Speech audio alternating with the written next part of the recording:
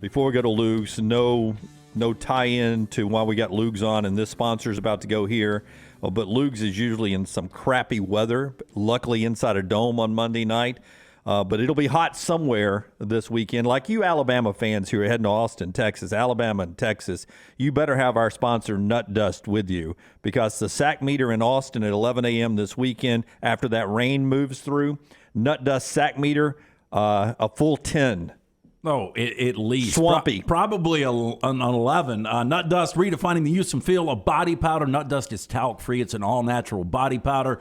Great for all over the body, feet, below the belt. Available in 4 great scents: Naked, Voyager, Laddie, and Wildling. All day, every day.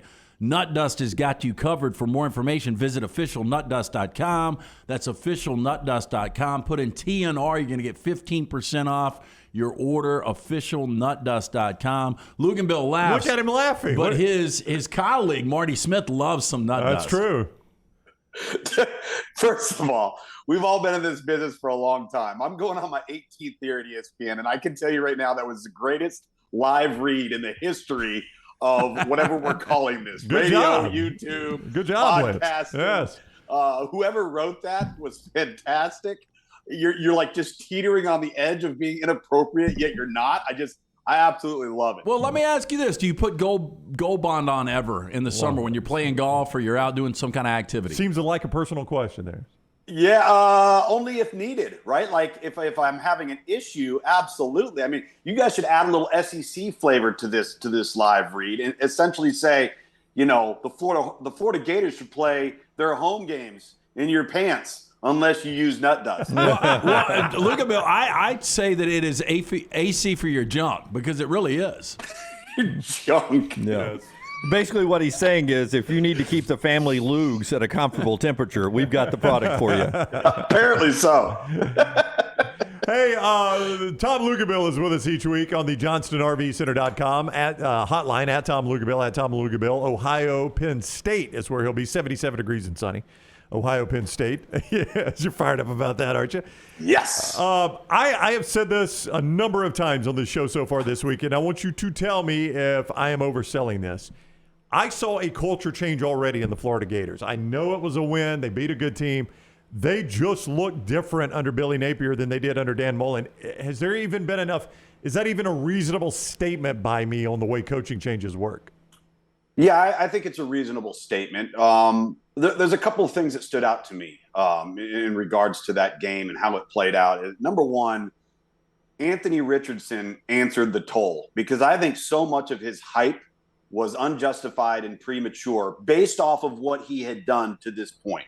So having an offseason of everybody telling him how great he's going to be, and he hadn't really done anything yet, then he goes out and he proves it. Good for him. I thought that was a wonderful performance by him. Secondly, we gloss over, or we have a very short memory when it comes to the Florida Gators. It was just over 2 years ago. This was the number 6 ranked team in the country, right? It's not like they don't have athletes.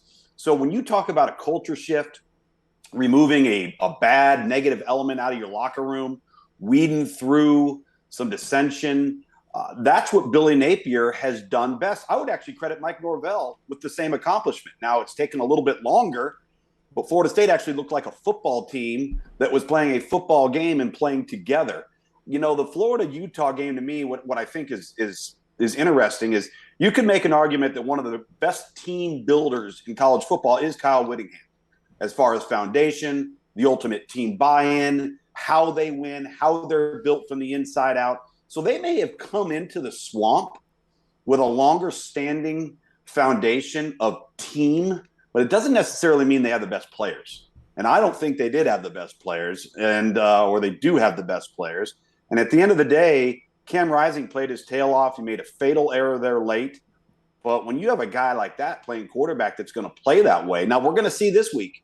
We're going to see if this Florida team, guys, can handle being patted on the back and reading their press clippings. Because you talk about coming out of nowhere. You look at their AP rank now, and you've got Kentucky, salivating, ready to roll. This week's going to tell us a lot about Florida.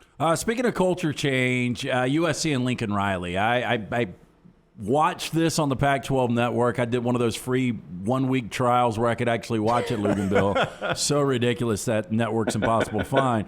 I wasn't impressed in the first quarter, but the final 3 quarters I was impressed. I know it's Rice.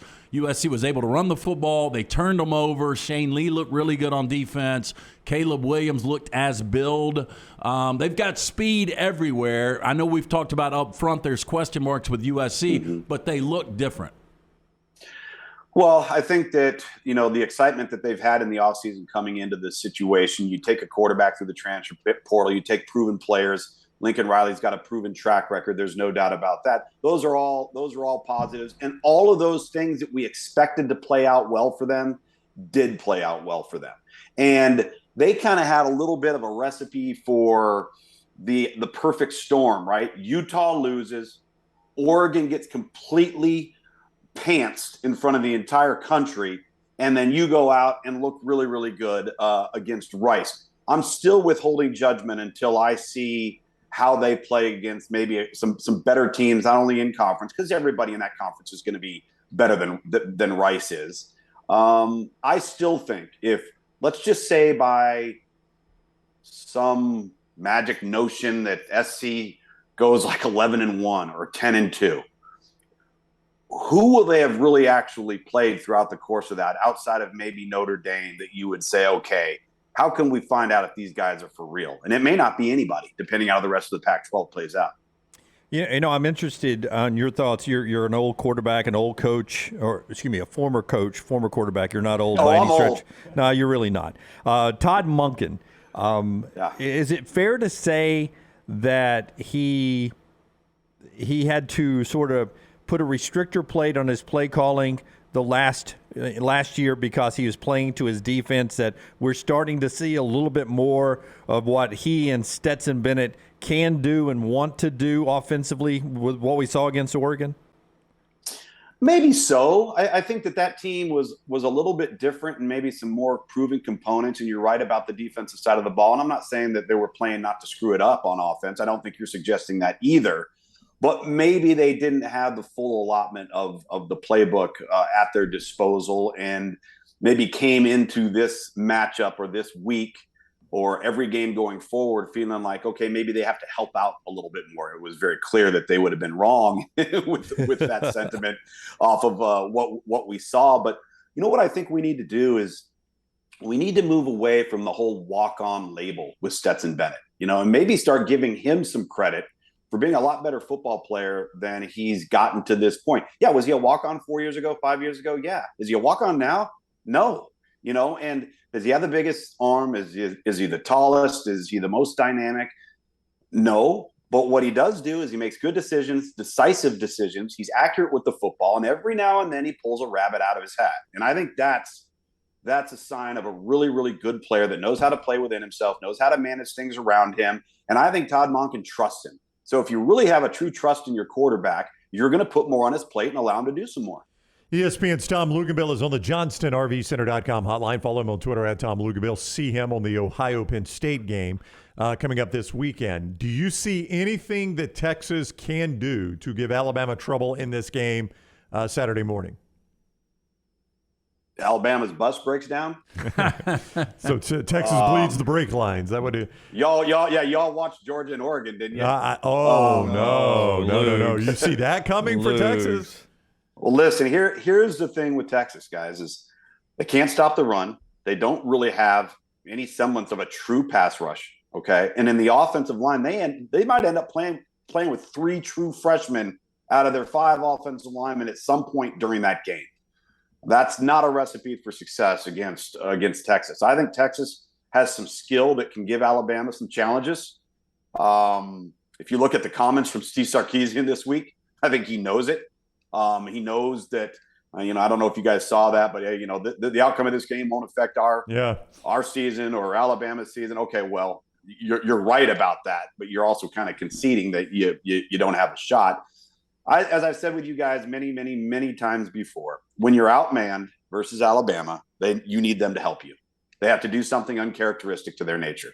Turn the ball over multiple times, give up a touchdown in the kicking game, not get touchdowns inside the 5-yard line in the red zone, settle for field goals, and then Texas would have to capitalize on all of those things, I think, with touchdowns. So lots going to be on the shoulders of Quinn Ewers. How do they keep him upright?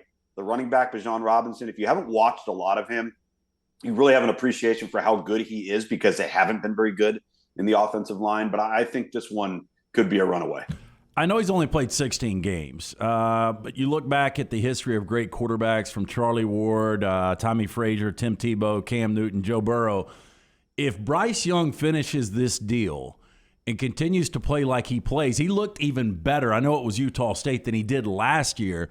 If he wins a national championship, could he go down maybe as the greatest college quarterback of all time? Potentially, yes, absolutely. And it's funny how all of the things that you just mentioned there were all true in August, yet all of the questions about Alabama was, well, what are they going to do with the offensive line? Who are the wide receivers going to be? Give me a break. You think they don't got guys there, And I think that he makes those guys better. He makes their huddle better. And one of the reasons why I think he could go down is one of, if not the greatest ever, if he ends up finishing this thing off, is all of the things that you can't coach are present. Poise, competitive temperament, mental toughness. Because when you look at him, you'd say you'd never take this guy if you put him on a measurable standard board. If you sat there and said, we want this height, we want this weight, all right, we want this strength, you wouldn't take it, right? And we're in this new era of college football and even in the NFL now where it's so much more about these other traits because offensive football has evolved to allow for the undersized quarterback to flourish, that it really magnifies what makes him special. And it's not just the plays he makes physically. It's all the other things, to me, that make it special. Listen, back to your Texas defense breakdown with Alabama this week, 11 a.m. kick. Did you feel like I know Jahmyr Gibbs had one long run that he broke out, but did you feel like they hid Jahmyr Gibbs and what they could do with him in the offense a little bit in game one, Alabama, because they didn't really dump it out? We've heard so much about his pass-catching ability. We didn't really see that. They didn't really lean on him in a running game when they could have run up his stats a little bit. Do you expect to see more Gibbs in that offense this week? I do, and I expect to see more offense too. It's going to be a little bit harder because obviously Texas is probably a more quality opponent than Utah State. But I also expect to see what we've seen for a number of years from Alabama, and that is a wealth of riches in the backfield where they find their spots, they pick their spots, what personnel is going to be on the field, what back suits what they're doing on that individual series or that individual play, and then riding the guy that gets the hot hand. Because I do think that they will run the football more and more effectively, but a lot of that's going to come down to what does Texas decide to do?